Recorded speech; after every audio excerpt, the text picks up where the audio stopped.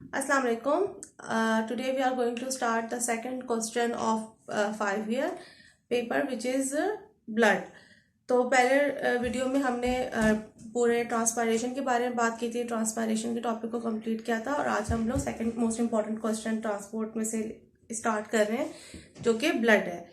तो आज हम ब्लड के कंपोनेंट्स, ब्लड की कंपोजिशन, इन सब के बारे में बात करेंगे। तो ब्लड, हम सबको ही पता है कि ब्लड क्या है। ब्लड एक ऐसा फ्लूइड है हमारी बॉडी का जो कि ऑक्सीजन और कार्बन डाइऑक्साइड की ट्रांसपोर्टेशन कर रहा है थ्रू आउट द बॉडी। तो blood is a special type of tissue which found in the form of fluid. मतलब है तो ये टिश्यू, मगर ये सिर्फ ये वो स्पेशल टिश्यू है जो कि फ्लूइड फॉर्म में होता है और इसके फ्लूइड फॉर्म में होने की वजह से ये ट्रांसपोर्टेशन का काम जो है वो बहुत अच्छे से कर लेता है। और क्या क्या चीजें ट्रांसपोर्ट कर रहा होता है? मेनली ऑक्सीजन, कार्बन डाइऑक्साइड और दूसरे एसेंशियल सब्सटेंसेस। तो अगर हम ब्लड के बारे में थोड़ा सा शुरू में लिखें अगर अपने पेपर में, तो आप कहेंगे कि ये क्या है? It is a special type of tissue. ये एक स्पेशल टाइप का टिश्यू है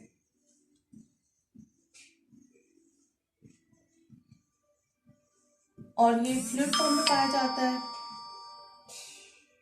फाउंड इन फ्लूइड फॉर्म। और इसका अगर मेन फंक्शन हम देखें तो ये क्या करता है? It transport oxygen, carbon dioxide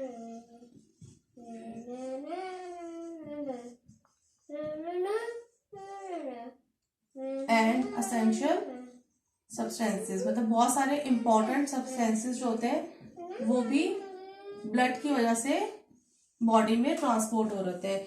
तो ब्लड क्या है? एक स्पेशल टाइप का टिश्यू है जो कि फ्लूइड फॉर्म में पाया जाता है और इसका main function oxygen, carbon dioxide और दूसरे सब्सटेंसेस की ट्रांसपोर्टेशन है। अब अगर हम इसकी कंपोजिशन देखते हैं, क्या अगर पेपर में हमसे पूछा जाता है कि what are the main components of blood, तो हम क्या कहेंगे कि हमारे पास ब्लड जो है वो बेसिकली दो पार्ट से मुश्तमिल है। One is plasma and second one are blood cell और कॉर्पस्कल।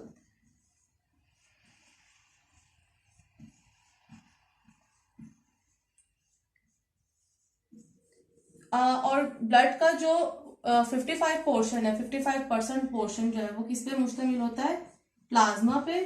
और 45% जो है वो ब्लड सेल्स के ऊपर होता है।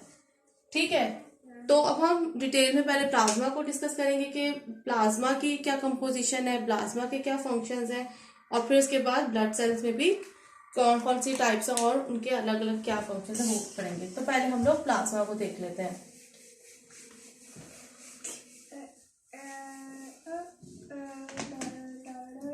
तो प्लाज्मा जो है वो बेसिकली क्या है? ब्लड का जो फ्लूइड पोर्शन है उसको हम प्लाज्मा कहते हैं। ठीक है, it is the fluid part of blood.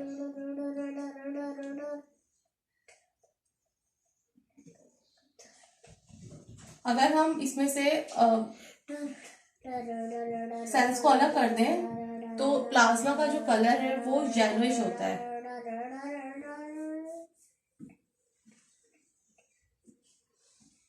Pail yellowish. अब प्लाज्मा हमने क्या बोल रहे कि उसमें वो फ्लूइड पार्ट है ब्लड का, येलो कलर का होता है। और प्लाज्मा के अपने अंदर जो है 90% जो है वो क्या होता है? वाटर होता है। 90% वाटर होता है और 10% इसमें डिसॉल्व सब्सटेंसेस होते हैं। 10% इसमें डिसॉल्व सब्सटेंस पाए जाते हैं। अभी कौन कौन से डिसॉल्व सब्सटेंसेस हैं जो कि प्लाज्मा के अंदर या उसके अंदर जो पानी है उसके अंदर मौजूद होते हैं? वो होते हैं चार। एक होता है, सबसे पहले सॉल्ट्स आ जाते हैं, सेकंड नंबर पे प्रोटीन्स,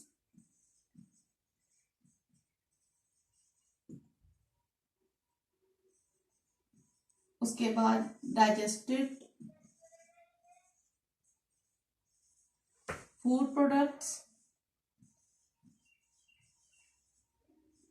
और इसके अलावा इसमें एक्सक्रीटरी प्रोडक्ट्स भी होती हैं। तो प्लाज्मा के अंदर जो डिसॉल्व सब्सटेंस है वो कौन कौन से? Salts, protein, digestive food products, excretory product.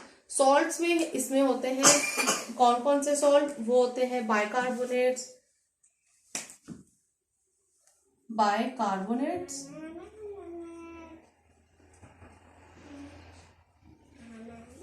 Sulphates,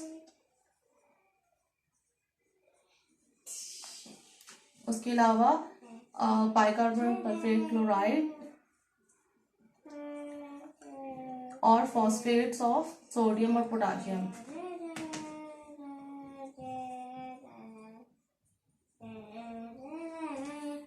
sodium and potassium. और इसके अलावा इसमें कैल्शियम के भी सॉल्ट्स पाए जाते हैं।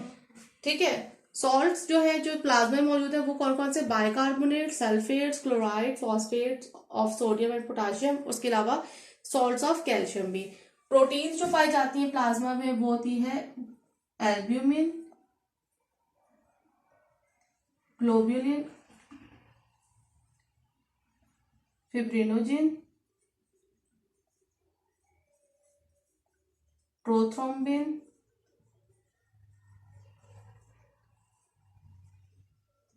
और इसके अलावा इसमें एंटीबॉडीज भी होती हैं, वो भी प्रोटीन की ही बनी होती हैं। ठीक है, ये सारे प्रोटीन जो है ये प्लाज्मा में मौजूद होती है। इनमें इसमें से फिब्रिनोजिन जो होती है और जो प्रोथ्रोम्बिन होती है, ये दोनों प्रोटीन पार्टिसिपेट करती हैं ब्लड क्लॉटिंग में। मतलब जब हम ब्लड क्लॉटिंग का फंक्शन रिप्रेजेंट कर रहे होंगे ब्लड का, तो हम उसमें ये बता सकते हैं कि ब्लड में मौजूद फिब्रिनोजिन और प्रोथ्रोम्बिन जो है वो ब्लड क्लॉट में हेल्प कर देती हैं। डाइजेस्टिव प्रोडक्ट्स जो इसमें मौजूद होती हैं वो होते हैं glucose, amino acids, fatty acid and vitamins. और एक्सक्रीटरी प्रोडक्ट्स में कार्बन डाइऑक्साइड होगी, यूरिया होगा, यूरिक एसिड होगा और क्रिएटिनिन होगा।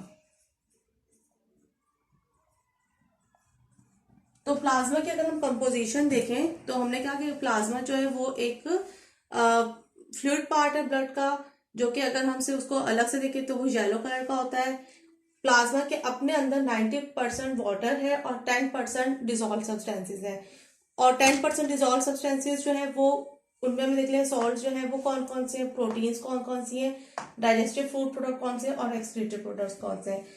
तो प्लाज्मा का जो मेन फंक्शन अगर हम लिखेंगे तो वो ये लिखेंगे कि it mainly transport salts, protein, digestive food product, excretory product through out the body. मतलब इसका मेन काम क्या है? ट्रांसपोर्टेशन का, कि वो ट्रांसपोर्ट कर रहा है बॉडी के अंदर इन एसेंशियल सब्सटेंसेस को। ठीक है, अब हम आ जाते हैं अपने दूसरे पार्ट पे जो कि ब्लड सेल्स के ऊपर मुश्तमिल है।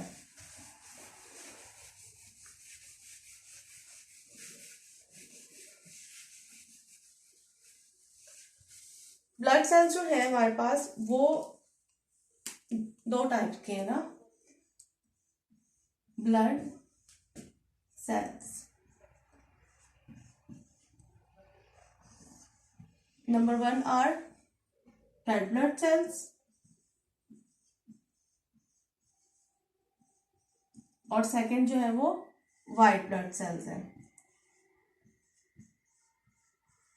तो इसमें हम सबसे पहले रेड ब्लड सेल्स के बारे में पढ़ेंगे। ठीक है, कि रेड ब्लड सेल्स क्या होते हैं।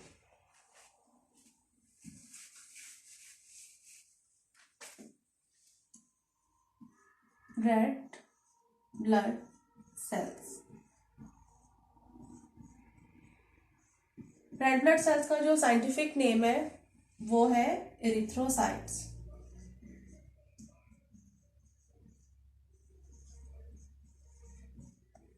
अच्छा, तमाम सेल्स के अंदर जब हम पढ़ेंगे तो हमें कुछ आप समझ लें कि जब आप पेपर में भी लिखेंगे तो आपको कुछ हेडिंग्स अपने दिमाग में रखनी है कि हमने पहले किसकी बात करनी है और फिर किसकी बात करनी है। तो सबसे पहले रेड ब्लड सेल्स में हम शेप की बात करेंगे कि इनकी शेप क्या है, इनका साइज क्या है,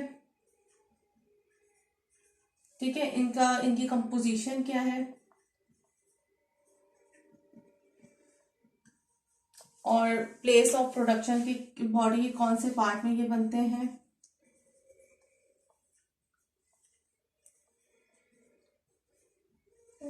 और कहाँ पे इनकी डेथ होती है, और लास्ट में जो हेडिंग हम डालेंगे वो इसकी लाइफ स्पेन के बारे में बताएंगे, और लास्ट इसके फंक्शंस के बारे में कि रेड ब्लड सेल्स का मेन फंक्शन क्या है। तो ये हेडिंग्स आप जब भी जिस सेल को भी डिफाइन कर रहे हो, व्हाइट ब्लड सेल्स को या रेड ब्लड सेल्स को, तो इन सब हेडिंग्स के बारे में जरूर लिखेगा। अब शेप जो अगर हम देखें रेड ब्लड सेल्स की, तो इनके शेप जो होती है वो सर्कुलर डिस्क शेप होती है, बाइकॉनकेव सर्कुलर डिस्क, मतलब ये इस टाइप के होते हैं, बीच में से थोड़े से दबे हुए होते हैं, और इस शेप की वजह से ये इजीली कैपिलरीज, आर्टरीज, वेन्स में से फ्लो कर जाते हैं, स्टक नहीं होते किसी जगह, वो रुकते नहीं है अपने इस स्पेशल स्ट्रक्चर की वजह से। साइज जो होता है वो इनका 0.00 मिलीमीटर से 0.008 मिलीमीटर होता है। अब प्लेस ऑफ प्रोडक्शन पहले देख लेते हैं। प्लेस ऑफ कहाँ बनते हैं, ये स्प्लीन में, ये बोन मैरो में बनते हैं। बोन मैरो जो कि हमारा बोन्स का बीच का पोर्शन होता है, ये बोन है, और इसकी जो बीच का ये जो पोर्शन है इसको हम खदूद भी कहते हैं, उसमें रेड ब्लड सेल्स की फॉर्मेशन हो रही होती है, और जब इनकी डेथ हो जाती है तो ये स्प्लीन में या फिर लीवर में जाके रिलीज हो जाते हैं। लाइफ स्पेन इनका 120 डेज पे मुश्तमिल होता है। ठीक है, अब आए थे हम इसकी कंपोजिशन के ऊपर कि रेड ब्लड सेल, और एक और बात भी कि कंपोजिशन सबसे पहले तो ये होगा कि इनमें न्यूक्लियस नहीं होता, नॉन न्यूक्लिएटेड होते हैं। उसके अलावा इनके पास क्या होता है, एक आयरन कंटेनिंग प्रोटीन होती है। रेड ब्लड सेल का जो ये रेड कलर है, ये इसमें मौजूद एक पिगमेंट की वजह से जो कि हीमोग्लोबिन होता है, तो ये क्या करता है, कंटेन करता है आयरन कंटेनिंग प्रोटीन।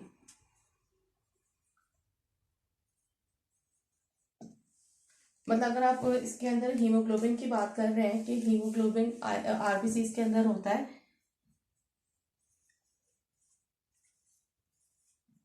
तो ये जो हीमोग्लोबिन है इसमें जो ये पोर्शन हीम वाला है ये आयरन है, और ग्लोबिन जो है ये एक प्रोटीन है, और ये आयरन और प्रोटीन मिलके क्या बना रहे हैं, हीमोग्लोबिन। इस प्रोटीन की क्या स्पेशलिटी है कि ये प्रोटीन जो है ये अपने साथ इजीली ऑक्सीजन को और कार्बन डाइऑक्साइड को बाइंड कर लेती है। ठीक है, ये प्रोटीन क्या कर लेती है, बाइंड कर लेती है अपने साथ ऑक्सीजन या फिर कार्बन डाइऑक्साइड को, और ये आयरन की वजह से इसका क्या है, रेड कलर आता है। तो कंपोजिशन क्या है रेड ब्लड सेल्स की, कि इसके अंदर एक आयरन कंटेनिंग प्रोटीन मौजूद है जिसको हम हीमोग्लोबिन कहते हैं, और हीमोग्लोबिन में ये स्पेशलिटी है कि वो अपने साथ ऑक्सीजन और कार्बन डाइऑक्साइड को इजीली बाइंड कर लेता है। तो फंक्शन इसका अगर हम देखते हैं रेड ब्लड सेल्स के कि क्या फंक्शन है, तो उसका मेन फंक्शन यही है कि it transport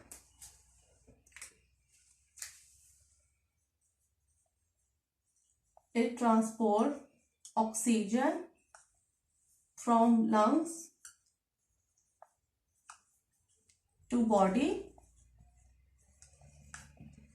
or it transport carbon dioxide from body to lungs। ठीक है, क्या काम रेड ब्लड सेल्स की, रेड ब्लड सेल्स का साइंटिफिक नेम है इरिथ्रोसाइट, शेप इसकी है बाइकॉनकेव सर्कुलर डिस्क शेप, और इस शेप की वजह से ये इजीली फ्लो कर जाता है आर्टरीज, कैपिलरीज और वेन्स में से। साइज इसका क्या, 0.007 से 0.008 मिलीमीटर। कंपोजिशन किस चीज से बना हुआ होता है? न्यूक्लियस इसमें होता है, नॉन न्यूक्लिएटेड होते हैं। आयरन कंटेनिंग एक प्रोटीन होती है जिसको हम हीमोग्लोबिन कहते हैं, ठीक है। और हीमोग्लोबिन जो होती है वो, उसमें ये एबिलिटी होती है कि वो अपने साथ इजीली ऑक्सीजन और कार्बन डाइऑक्साइड को बाइंड कर लेती है। प्लेस ऑफ प्रोडक्शन जो है आरबीसीज की वो बोन मैरो है। प्लेस ऑफ डेथ इनकी स्प्लीन और लीवर है। Life span 120 days, 90 to 120 days के दरमियान में ये लोग डेथ हो जाती है इनकी। और मेन फंक्शन इनका क्या है कि ये कार्बन डाइऑक्साइड और ऑक्सीजन की ट्रांसपोर्टेशन कर रहे हैं थ्रू आउट द बॉडी। एक और बात जो आपके बुक में है वो है ब्रेकडाउन ऑफ हीमोग्लोबिन। मतलब अगर हम हीमोग्लोबिन को ब्रेक डाउन करते हैं तो क्या होगा? हीमोग्लोबिन है, इसको हमने अगर जब ये इसकी लाइफ स्पेन खत्म हो गया, ये ब्रेक डाउन हो गया, तो इसमें से आयरन रिलीज होगा और वो स्टोर हो जाएगा लीवर में जाके, स्टोर इन लीवर। और जो ग्लोबिन है वो बाइल पिगमेंट की फॉर्म में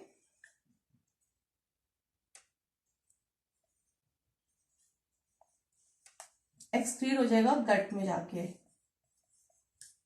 तो ये भी एक इम्पॉर्टेंट बात है कि इसमें अगर ब्रेकडाउन ऑफ हीमोग्लोबिन अगर आपसे पूछा जाए तो आपको पता होना चाहिए कि वो आयरन और बाइल पिगमेंट में डिवाइड हो जाता है, और आयरन जो है वो स्टोर हो जाता है लीवर में जाके, जबकि जो ग्लोबिन है बाइल पिगमेंट की फॉर्म में गट में एक्सक्रीट आउट हो जाती है। तो ये था आरबीसीज के बारे में और ये उसकी शेप। अब आ जाते हम लोग डब्ल्यूबीसीज के ऊपर, व्हाइट ब्लड सेल्स के ऊपर। व्हाइट ब्लड सेल्स जो है उनका साइंटिफिक नेम है ल्यूकोसाइट्स, व्हाइट ब्लड सेल्स, और इसको हम ल्यूकोसाइट्स भी कहते हैं। अच्छा, व्हाइट ब्लड सेल जो है इनकी मेनली दो टाइप्स हैं, ग्रेन्युलोसाइट्स और ए ग्रेन्युलोसाइट्स।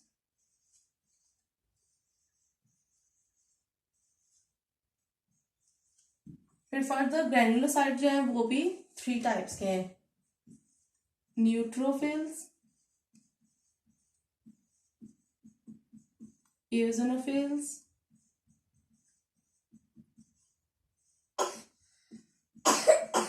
और बेसोफिल्स।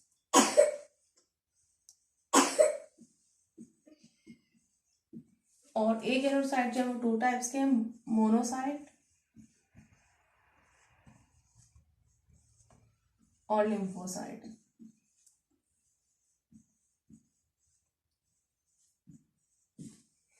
सही है। तो अब हम इन पे 1 बाय 1 देख लेते हैं कि क्या आपके कॉप बुक में इनके फंक्शंस, इनके साइज और डिस्क्रिप्शन, इनकी जो कंपोजिशन है उसके लिहाज से इनको डिफ्रेंशिएट किया हुआ है। मगर मैं सबसे पहले इनकी क्वांटिटी के, अगर 100 WBCs हैं तो उनमें से न्यूट्रोफिल्स कितने हैं, यूजिनोफिल्स कितने हैं और बेसोफिल्स कितने हैं। तो सबसे ज़्यादा न्यूट्रोफिल्स हैं, उसके बाद यूजिनोफिल्स हैं, और बेसोफिल्स जो है वो तो लेस देन 1%। मोनोसाइट जो है वो है 3% और लिम्फोसाइट्स हैं 32%। ठीक है, पहला डिफरेंस तो ये हो गया कि इनकी क्वांटिटी जो है वो ये इस तरह से पाए जाते हैं, 62%, 2%, लेस देन 1% और वो 3% है। दूसरा, इनके न्यूक्लियस में डिफ्रेंशिएट होता है और साइज आरबीसी। सबसे पहले अगर हम न्यूट्रोफिल्स को देख लेते हैं कि न्यूट्रोफिल्स में क्या है, तो इनका जो साइज, न्यूट्रोफिल्स की अगर हम बात कर रहे हैं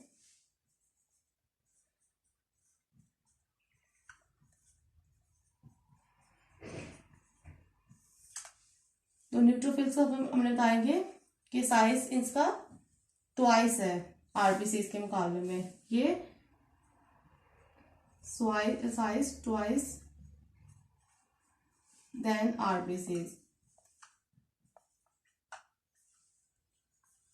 जो न्यूक्लियस है इसका वो है 2 to 5 लोग में।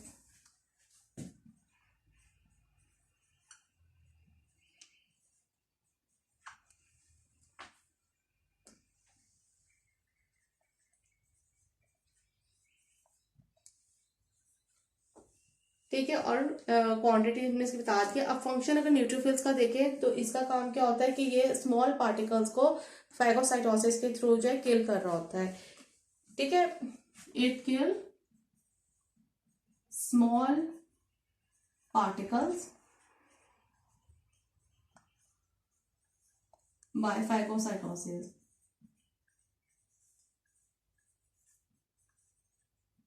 फैगोसाइटोसिस में क्या होता है कि जैसे अगर ये न्यूट्रोफिल है तो यहाँ पे ये अगर बैक्टीरिया है तो ये इसको उसको अपने अंदर इनगल्फ कर लेगा यूं करके, और अंदर लाके फिर ऐसे इंजाइम्स ऐसे चीजें रिलीज करेगा कि वो बैक्टीरिया जो है वो किल हो जाएगा।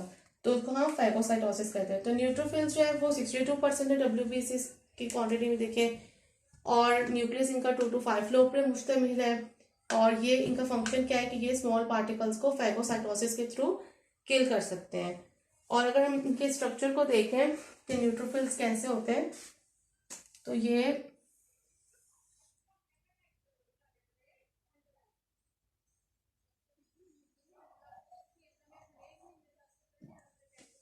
ठीक है, तो ये है न्यूट्रोफिल्स के बारे में। अब आए थे हम लोग इओसिनोफिल्स के ऊपर कि इओसिनोफिल्स जो हैं उनका क्या, वो उनकी क्वांटिटी कितनी मौजूद है हमारे बॉडी के अंदर।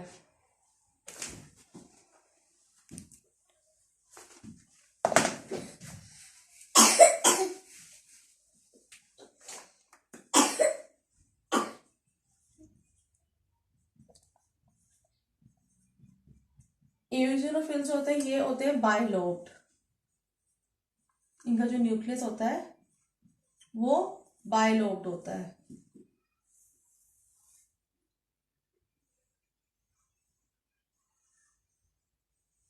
मतलब एक यहाँ से लोब्ड होगा, एक यहाँ से थोड़ा सा लोब्ड होंगे। और ये क्या कर रहे होते हैं, ये इनकी सिर्फ 2% क्वांटिटी मौजूद है ब्लड के अंदर, और ये इनएक्टिवेट कर रहे होंगे इन्फ्लामेशन को।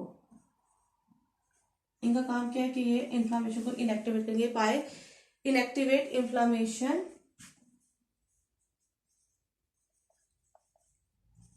Producing substances. जो सब्सटेंस इन्फ्लामेशन प्रोड्यूस कर सकते हैं उनको इनएक्टिवेट कर रहे होंगे ये।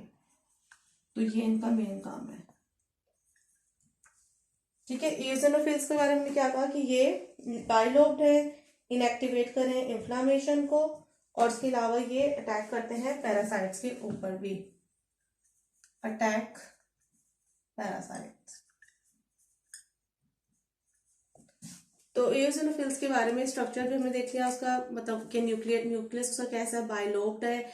फंक्शन उसके 3 है कि पहला कि वो इन्फ्लामेशन को इनएक्टिवेट कर रहा है, दूसरा कि वो पैरासाइट अगर हमारी बॉडी में कोई आ जाता है बाहर का तो उसके ऊपर भी इओसिनोफिल फौरन अटैक करता है। तो बेसिकली व्हाइट ब्लड सेल के फंक्शन है ही ये कि वो क्या कर रहा होता है, किल कर रहा होता है बैक्टीरियाज को या फॉरेन पार्टिकल्स जो हमारी बॉडी के अंदर बाहर से आ जाते हैं उनको किल कर रहा होगा इओसिनोफिल। अब आ जाते हैं हम लोग अपने नेक्स्ट उस पे बेसोफिल पे।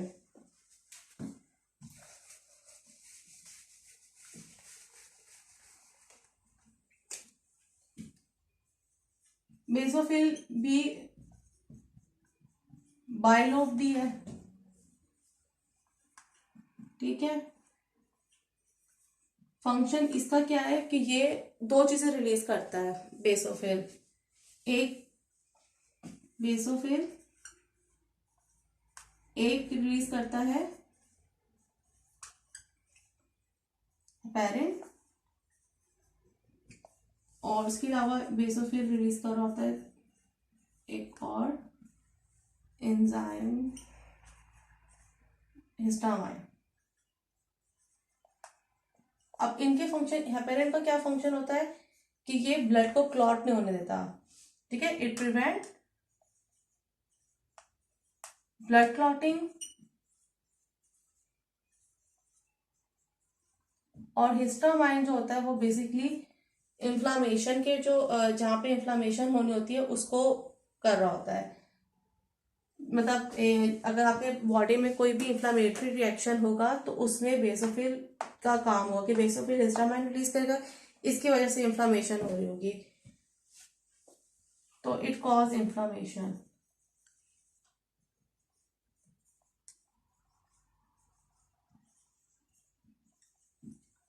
ठीक है, तो बेसोफिल का फंक्शन क्या है कि बेसोफिल दो चीजें रिलीज कर रहा है, एक हेपेरिन जो कि ब्लड को क्लॉट होने से प्रिवेंट करिए, एक हिस्टामाइन जो कि एलर्जिक रिएक्शन, एस्थेमेटिक रिएक्शन, इस तरह के जो भी रिएक्शन में एलर्जिक हो रही है उसमें पार्टिसिपेट कर रहा होगा हिस्टामाइन। अब आ जाते हैं हम लोग मोनोसाइट्स के ऊपर। अब मतलब ए ग्रेनुलोसाइट्स में मोनोसाइट और लिम्फोसाइट, एक दफा इनको रिपीट कर लेते हैं। ग्रेनुलोसाइट में हमने न्यूट्रोफिल्स को देखा, जिसका साइज जो था वो हमने कहा कि आरबीसीज के ट्वाइस है। न्यूक्लियस उसका था 2 to 5 लोब थे मुश्तमिल। और फंक्शन न्यूट्रोफिल्स के क्या थे कि वो मेनली फैगोसाइटोसिस कर रहे थे और स्मॉल पार्टिकल्स को इंगल्फ कर रहे थे। इओजिनोफिल के बारे में जब हमने बात की तो इओजिनोफिल जो थे वो 2% होते हैं और ये भी बाइलोब्ड होते हैं, ये दोनों बाइलोब्ड हैं। और इओजिनोफिल का मेन फंक्शन क्या था कि वो एक्टिवेट कर रहा था उन सब्सटेंसेस को जो कि इन्फ्लेमेशन को कॉज कर रहे होते हैं, और इसके अलावा अटैक करता है पैरासाइट्स के ऊपर। बेसोफिल का मेन फंक्शन यही है कि वो दो एक्सक्रीशंस कर रहा होता है, एक हेपरिन और एक हिस्टामाइन। हेपरिन जो ब्लड थिनिंग में पार्टिसिपेट कर रहा होगा और हिस्टामाइन जो इन्फ्लामेटरी और एलर्जिक रिएक्शंस है उनमें पार्टिसिपेट कर रहा होता है। अब आ जाते हैं हम लोग दूसरी चीज पे जो कि हमारी मोनोसाइट्स।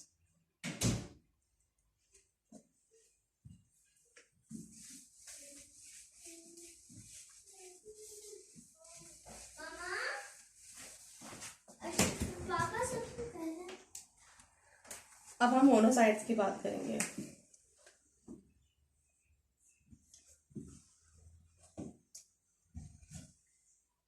सबसे पहले इसका मोनोसाइट का भी हम साइज देख लेते हैं।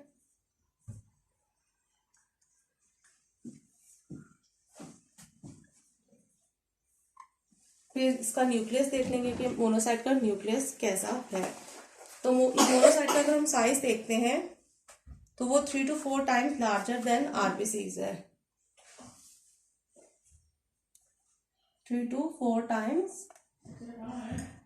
Larger than RBCs. आरबीसीज से ये इतना बड़ा होता है 3 to 4 टाइम। और न्यूक्लियस जो होता है वो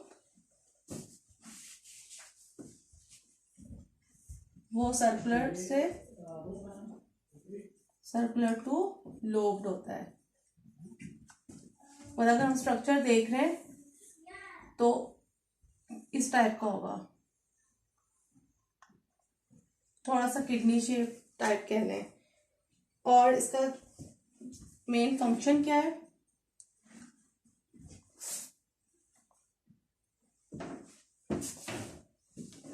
ये क्या कर रहा होगा, लार्ज पार्टिकल्स को किल कर रहा है बाय फैगोसाइटोसिस।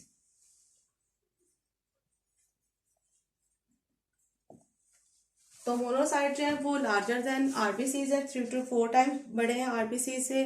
न्यूक्लियस जो है वो राउंड टू लोब्ड है और डिस्ट्रॉय कर रहे हैं ये फैगोसाइटोसिस थ्रू लार्ज पार्टिकल्स को जो हमारी बॉडी में फॉरेन पार्टिकल्स होते हैं। उसके बाद अब हम आ जाते हैं लिम्फोसाइट्स के ऊपर।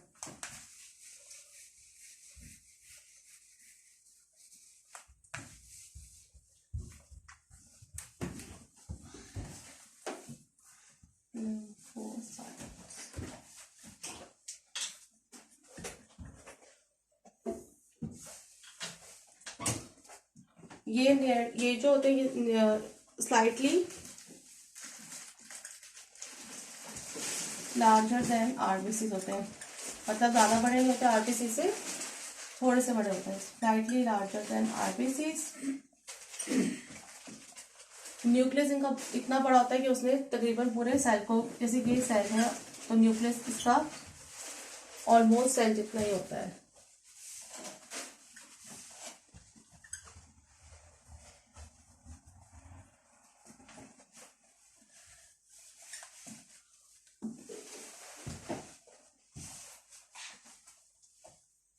और इनका मेन फंक्शन क्या होता है लिम्फोसाइट का, कि ये एंटीबॉडीज को प्रोड्यूस करते हैं, प्रोड्यूस एंटीबॉडीज। ठीक है। तो मोनोसाइट जो थे वो क्या थे, बहुत ज़्यादा बड़े थे, वो आरबीसी से 3 to 4 टाइम्स लार्जर थे। और मोनोसाइट्स के जो न्यूक्लियस था वो भी क्या था, राउंड टू लोब शेप था, और उसका फंक्शन था कि वो फैगोसाइटोसिस थ्रू लार्ज पार्टिकल्स को इंगल्फ कर रहा था। जबकि जो लिम्फोसाइट्स हैं वो आरबीसी के से थोड़े से बड़े होते हैं, मगर इनका न्यूक्लियस जो होता है वो सेल जितना ही होता है, और इनका मेन फंक्शन क्या होता है, एंटीबॉडीज को प्रोड्यूस कर रहे होते हैं और इम्यून रिस्पॉन्स प्रोड्यूस करते हैं। अब आ जाते हैं हम लोग अपने लास्ट टॉपिक, जिस चीज प्लेटलेट्स। तो ब्लड के अंदर जो है प्लाज्मा और ब्लड सेल्स के अलावा तीसरी चीज जो होती है वो होती है प्लेटलेट्स। प्लेटलेट्स होते हैं वो बेसिकली ना सेल्स होते हैं ना ही वो फ्लूइड होता है, वो कुछ फ्रेगमेंट्स होते हैं, मतलब टुकड़े होते हैं सेल्स के। लार्ज बड़े बड़े जो सेल्स जब वो ब्रेक होते हैं तो वो क्या बन जाते हैं, प्लेटलेट्स बन जाते हैं। तो अब लास्ट जो चीज है वो हमारे पास है प्लेटलेट्स।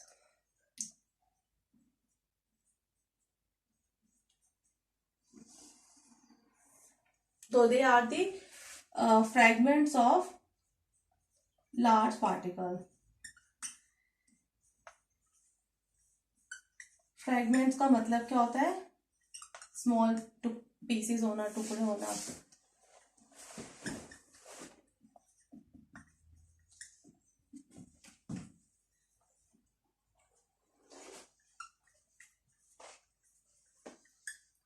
ठीक है। बेसिकली प्लेटलेट्स क्या है, फ्रेगमेंट्स है लार्ज सेल्स के। अब इसका जो फंक्शन है वो मेनली होता है ब्लड क्लॉटिंग में।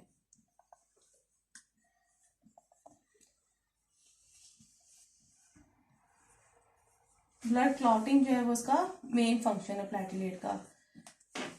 जब भी हमारे बॉडी के ऊपर अंदर कोई इंजरी होती है, कोई कट लगता है और हमारी जो बॉडी एक्सपोज होती है एयर से, तो प्लेटलेट्स क्या करते हैं, एक्टिवेट हो जाते हैं। प्लेटलेट्स एक्टिवेट होते हैं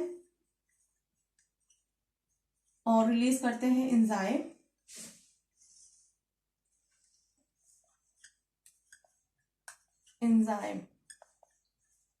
प्लेटलेट्स ने क्या किया, रिलीज किया एंजाइम, और इस एंजाइम ने क्या किया, एक सॉल्यूबल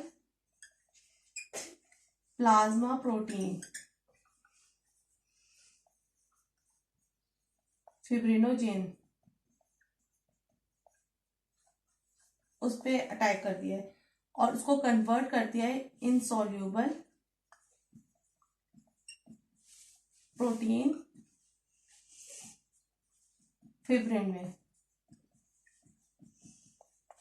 अब ये जो प्रोटीन फिब्रिन है ये क्या बनाती है, फाइबर्स बनाती है, जो कि जहाँ पे भी कट लगा होता है फाइबर, वो वहां के फाइबर्स की फॉर्म में क्लॉट फॉर्मेशन हो जाती है।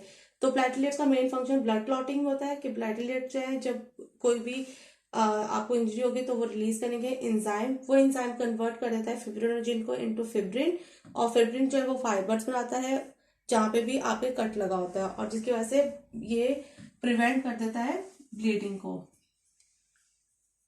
Prevent bleeding. और सेकंड फंक्शन ये भी है कि ये फॉरेन पार्टिकल्स को बॉडी में एंटर नहीं होने देता, it prevent the entry of parasites. तो ये थे हमारे सारे ब्लड की कंपोजिशन के। ब्लड जो है वो बेसिकली दो पार्ट से मुश्तमिल है, प्लाज्मा और ब्लड सेल्स के ऊपर। प्लाज्मा जो है वो फ्लूइड पार्ट है ब्लड का, और जो कार्पस्कल्स है वो सॉलिड पार्ट है ब्लड का। हमने प्लाज्मा के बारे में बात की कि प्लाज्मा में 90% वाटर होता है, और उसके अलावा 10% उसमें क्या होते हैं, डिजॉल्व सब्सटेंसेस होते हैं। वो डिजॉल्व सब्सटेंसेस कौन कौन से होते हैं, सॉल्ट्स होते हैं, प्रोटीन होती है, और डाइजेस्टिव फूड प्रोडक्ट्स होती हैं, एक्सक्रीटरी प्रोडक्ट्स होती हैं, और उसके अलावा उसमें विटामिन होते हैं। ये सारी चीज़ें प्लाज्मा में होती हैं, और उसका मेन फंक्शन भी ट्रांसपोर्टेशन ही है कि वो एसेंशियल सब्सटेंसेस को पूरी बॉडी में ट्रांसपोर्ट कर रहा होता है। जबकि आरबीसीज के बारे में, उसके बाद हम आगे ब्लड सेल्स के ऊपर। ब्लड सेल्स के अंदर हमने कहा कि मेनली दो टाइप्स हैं ब्लड सेल्स की, एक है रेड ब्लड सेल्स और दूसरे हैं white blood cells. Red blood sales जिनको हम इरिथ्रोसाइट्स कहते हैं, और व्हाइट ब्लड सेल्स को हम ल्यूकोसाइट्स कहते हैं। रेड ब्लड सेल्स का हमने क्या कहा कि रेड ब्लड सेल्स जो होते हैं वो बोन मैरो में उनकी फॉर्मेशन होती है, स्प्लीन और लीवर में उनकी डेथ होती है, टोटल लाइफ स्पेन उनका 120 डेज का होता है और मेन फंक्शन उनका यही होता है कि वो ऑक्सीजन को अपने साथ बाइंड करके पूरी बॉडी में ट्रांसपोर्ट कर रहे होते हैं। और रेड ब्लड सेल के अंदर जो कलर होता है हीमोग्लोबिन की वजह से होता है। उसके बाद हम लोग व्हाइट ब्लड सेल्स के ऊपर आए। हमने कहा व्हाइट ब्लड सेल जो है वो मेनली 2 टाइप्स के हैं। On the basis of granules हम लोग को 2 टाइप्स में डिवाइड कर दिया है, एक है ग्रेन्युलोसाइट्स और एक है ए ग्रेन्युलोसाइट। जो ग्रेन्युलोसाइट्स हैं उनकी फर्दर 3 टाइप्स हैं, न्यूट्रोफिल, इओसिनोफिल्स और बेसोफिल्स। और जो ए ग्रेन्युलोसाइट्स हैं उनकी 2 टाइप्स हैं, मोनोसाइट्स और लिम्फोसाइट्स। सबसे पहले हमें न्यूट्रोफिल का अगर हम फंक्शन देखें तो न्यूट्रोफिल का मेन फंक्शन स्मॉल पार्टिकल्स को किल करना है फैगोसाइटोसिस के थ्रू। और इओसिनोफिल्स जो है वो क्या कर रहे थे, इन्फ्लामेशन को इनएक्टिवेट कर रहे थे बाय इनएक्टिवेट सब्सटेंसेज जो कि इन्फ्लामेशन कॉज करते हैं।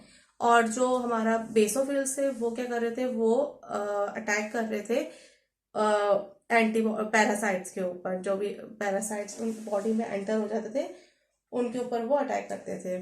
उसके बाद हमने मोनोसाइट्स के बारे में बात की कि मोनोसाइट जो है वो भी क्या कर रहे हैं, मैक्रोफेजेस बना रहे हैं, फैगोसाइटोसिस कर रहे हैं और किल कर रहे हैं बैक्टीरियाज को। और लिम्फोसाइट जो है वो इम्यून रिस्पॉन्स प्रोड्यूस कर रहे हैं बाय प्रोड्यूसिंग एंटीबॉडीज।